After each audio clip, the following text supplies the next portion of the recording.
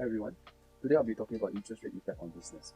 So inflation rate have been increasing since January 2021, April, July was 5.4, October 6.2 and 6.8.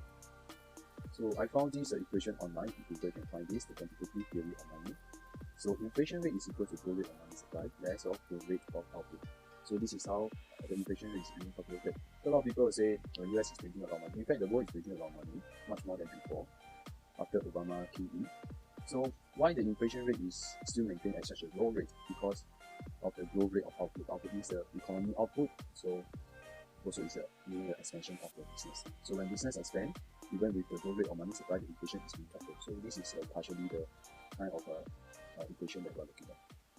So how do we calculate money supply? Money supply can be calculated with MV.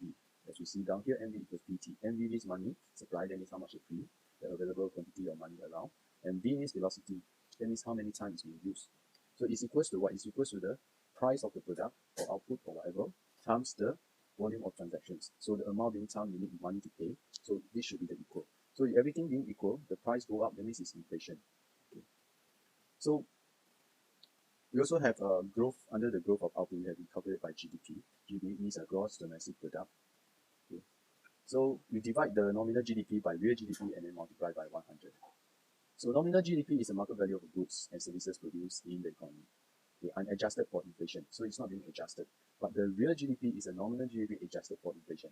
So they use the not adjusted, divide by the rate adjusted and then multiply by 100, and it will be the difference will be the inflation. Okay, so CPI stand for Consumer Price Index. That means is to measure the average price changes for a fixed basket of consumption goods. So a lot of time they'll tell you about your cost of living is not high because of this CPI. So let's look at what CPI is. CPI is actually cost of CPI market basket, okay, divide by the base period price times 100. So there is a few questions regarding this. First, what is the base period price? Will they change? Of course, it will change from time to time, and how they calculate it, and also the market basket. And within the equation, you see one thing that is not included is the quality of the consumer goods. For example, it used to be the burger is bigger, and then they say, I will not increase price many years back, and so the burger now shrink. The meat also go thinner. So this happens to a lot of product that we have. If you want a better quality product or the same quality that you want before that, you have to pay a higher price. If not, you will replace with very bad product, smaller pieces of food, something like that. So it is very different, but this is not included.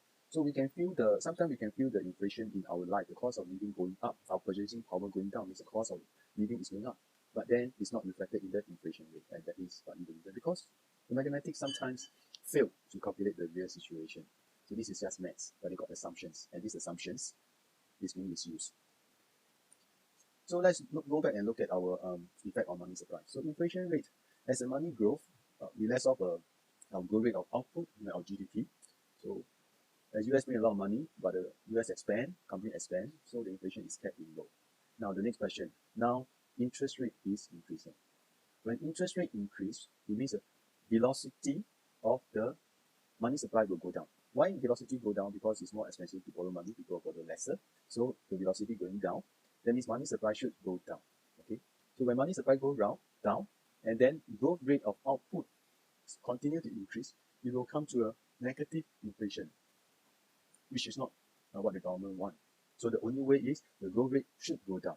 So there's many ways for the growth rate go down. Government interventions, maybe because it's more expensive to borrow, so business shrink.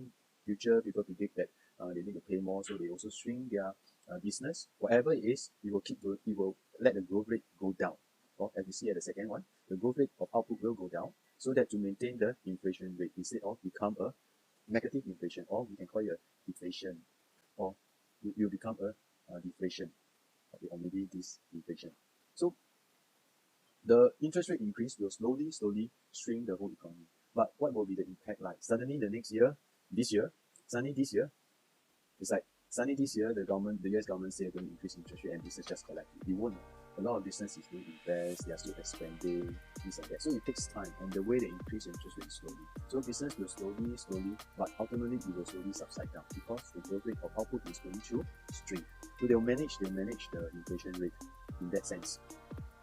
If you have been through Alan Greenspan era in the years before he stepped down, like year 2000. So you see how the interest rate impact the whole economy.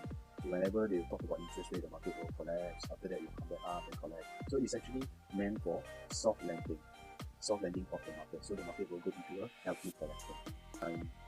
By this, I end my video. If you never subscribe, please do subscribe and give me a thumbs up. Thank you very much. I look forward to see you next time.